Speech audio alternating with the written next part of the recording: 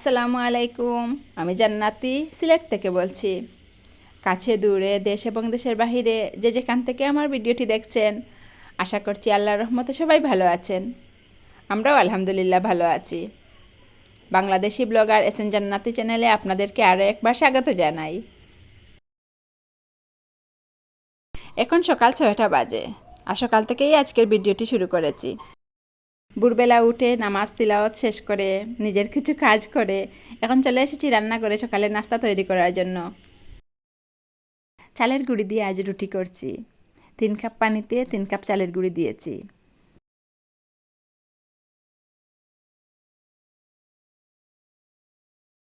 জানালা দিয়ে কিভাবে সূর্যের আলো করে আসছে একটু আপনাদেরকে দেখিয়ে দেই। এই যে দেখেন,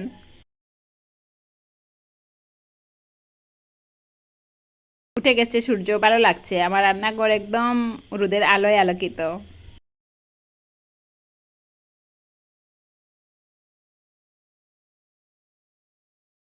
তো আমি একে একে সবগুলো রুটি বেলে নিয়েছি এবং এখন সেঁকেও নিচ্ছি।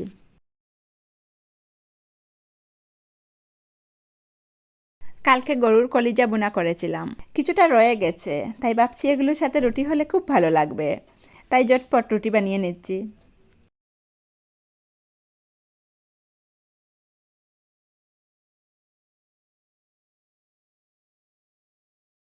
সকালের এই পরিবেশটা খুব শান্ত এবং স্নিগ্ধ থাকে। জানালা দিয়ে রোদ যেমন আসছে বাতাসও তেমন আসছে। আর এই পরিবেশে না কাজ করতে খুবই ভালো লাগে, মনে হয় যে কাজগুলো তাড়াতাড়ি শেষ হয়ে যায়।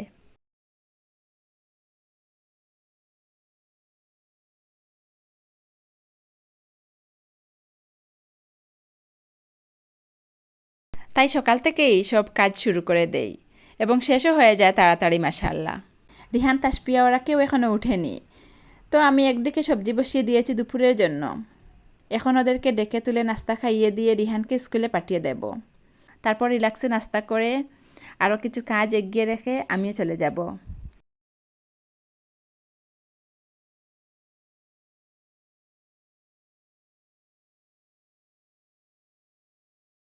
ওরা সকালে কিছুই খেতে চায় না, জোর করে খাইয়ে দিতে হয় ওদের। তাও সবটুকু খেতে পারে না, কিছুটা খেয়ে গেলেও শান্তি লাগে মনে। যাই হোক, ক্ষুধার কষ্টটা পাবে না স্কুলে।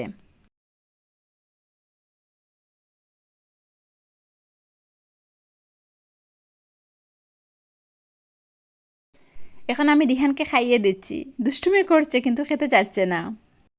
এমনিতে ওকে খাইয়ে দিতে হয় না মাশাল্লাহ। আর ঘরে থাকলে এরকম জোরাজুরি করে পিছু পিছু দৌড়িও না আমি খাওয়ানোর জন্য। এখন একে তো সকাল, সেই সাথে আবার স্কুলেও যাবে, এজন্য একটু জোর করছি।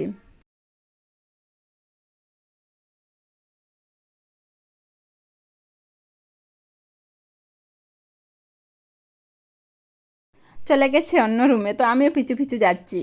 আর রিহানের বাবাকে বলছি তুমি নাস্তা করে নাও।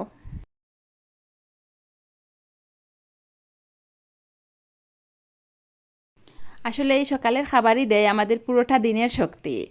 তাই চেষ্টা করি সকালে সময় নিয়ে পেট ভরে খেয়ে নেয়ার।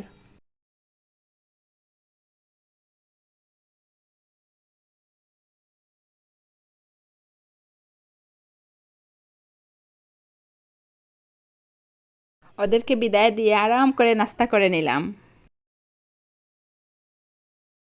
এখন আবারও রান্নাঘরে চলে এসেছি দুপুরের রান্নাগুলো শেষ করে নেব। এই কলমি শাকগুলো রাতে খুব ভালোভাবে বেছে ধুয়ে একটা বক্সে করে ফ্রিজে রেখেছিলাম, এখন শুধু কেটেই বসিয়ে দেব। কাজ করতে করতে সেই একই রিকোয়েস্ট আপনাদেরকে আবারও করছি।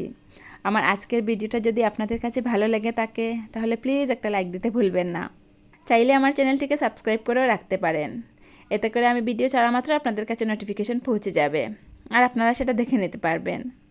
আপনারা যদি ফেসবুক থেকে ভিডিওটি দেখে থাকেন চাইলে পেজটি ফলো দিয়ে রাখতে পারেন। আর যারা এই কাজগুলো অলরেডি করে নিয়েছেন আপনাদেরকে অসংখ্য ধন্যবাদ।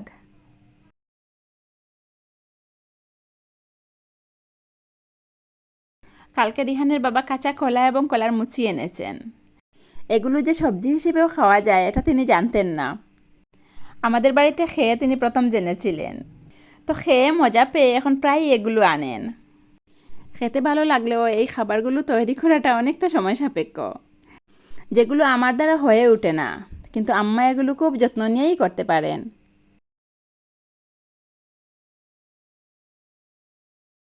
মাংস দিয়ে রান্না করব কলাগুলো। আমি কলাগুলোকে কেটে ধুয়ে সামান্য লবণ এবং হলুদ দিয়ে পানিতে ভিজিয়ে রেখেছি। এতে করে কলাগুলো আর কালো হবে না। আর এই দুটি কলা রেখে দিয়েছি, বিকেলে এসে এগুলো দিয়ে চপ তৈরি করব।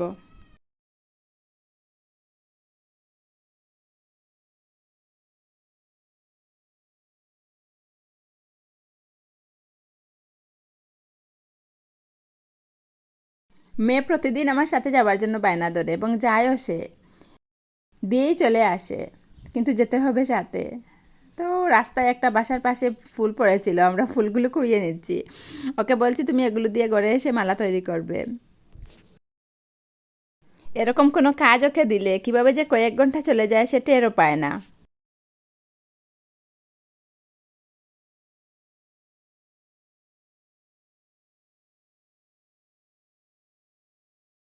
কাজ থেকে এসে ওদেরকে গোসল করে খাইয়ে ঘুম পাড়িয়ে দিয়েছিলাম। আমি নিজেও কিছু সময় ঘুমিয়েছি। এখন নামাজ শেষ করে চলে এসেছি, সেই যে রেখে যাওয়া কলাগুলো দিয়ে পাকোড়া বলেন আর চপ বলেন, যাই বলেন না কেন, তৈরি করব এখন।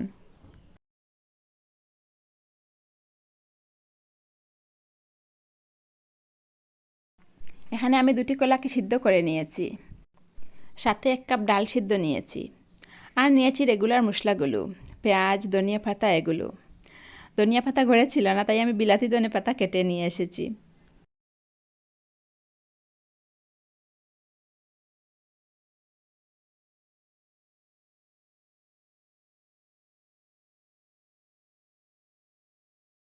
গুঁড়ো মশলা এখানে আছে হলুদ গুঁড়ো, ধনিয়া গুঁড়ো, লাল মরিচ গুঁড়ো, কালো গোলমরিচ গুঁড়ো এবং লবণ।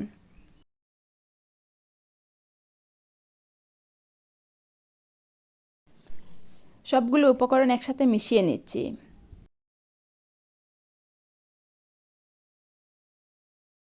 মাখানোর এক পর্যায়ে যখন আর হাতে লেগে থাকবে না, তখনই সুন্দর একটা শেপ দিয়ে নেব।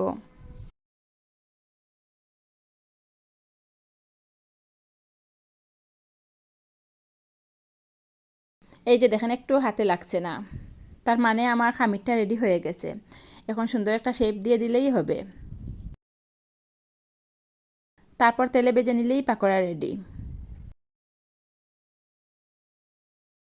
সিদ্ধ করা ডাল এবং কলাতে যদি পানির পরিমাণ থাকে, তাহলে এটা হাতে লাগবে, পাকোড়াগুলো সুন্দরভাবে হবে না। খুব ভালোভাবে পানি জড়িয়ে নিলে কোনো সমস্যা করে না, সুন্দর হয়। কলা এবং ডালের পরিমাণ ঠিক থাকতে হবে। আমি দুটি কলার সাথে 1 কাপ ডাল নিয়েছি এবং খুব ভালোভাবে পানি জড়িয়ে নিয়েছি। খুব সুন্দর হচ্ছে আমার পাকোড়াগুলো। ওরা খুব মজা করে এই পাকোড়াগুলো খায়, তাই প্রায়ই ওদেরকে আমি তৈরি করে দেই এগুলো।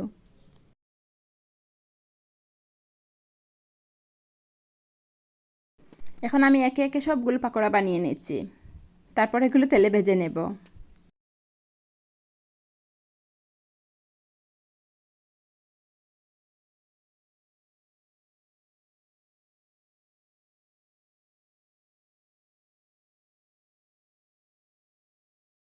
একটি প্যানে আমি একটু বেশি পরিমাণে তেল দিয়ে দিচ্ছি।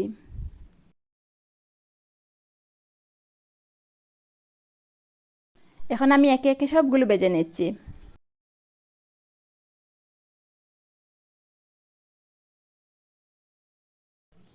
ভিডিওটি আমি যখন করেছিলাম তখন বৃষ্টি ছিল না, কিন্তু এটা ভয়েস দিয়ে আপলোড করতে করতে যে সময় লেগেছে, এর ভিতরে কিন্তু আমাদেরকে ঘূর্ণিঝড় রিমাল এসে আক্রমণ করেছে। এই রিমালের আঘাতে উপকূলবাসীরা যে কতটা ক্ষতির সম্মুখীন হয়েছেন তা বলা বাহুল্য। পুরো সুন্দরবন আমাদের পানিতে তলিয়ে গেছে, আর এর প্রভাব এসে পড়েছে আমাদের সিলেটেও। সুরমা, কুশিয়ারা ও সারি নদীর পানি বাড়ছে। 3টি নদীর পানি বিপদসীমার উপর দিয়ে যাচ্ছে। সবচেয়ে বেশি অসহায় অবস্থায় আছেন কোম্পানিগঞ্জ, জকিগঞ্জ, কানাইঘাট, গোয়াইনঘাট এবং জৈন্তাপুর উপজেলার মানুষজন। আল্লাহ যেন সবাইকে এই দুর্যোগ মোকাবেলা করার তৌফিক দান করেন, আমিন।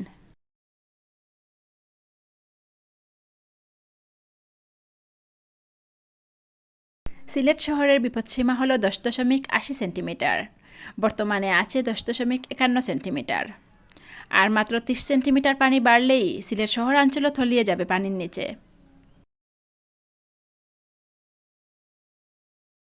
আল্লাহ যেন সবাইকে এগুলোর হাত থেকে হেফাজতে রাখেন, এটাই চাচ্ছি।